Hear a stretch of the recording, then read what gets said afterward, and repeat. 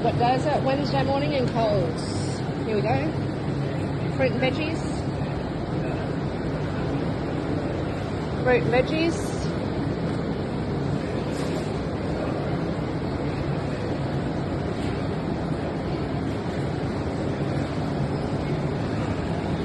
No fresh fruit or no vegetables whatsoever. No meat. Oh, they got some pork.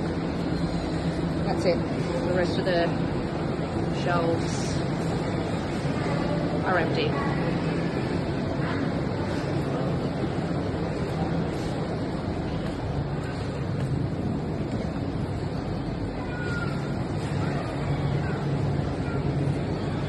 Eggs?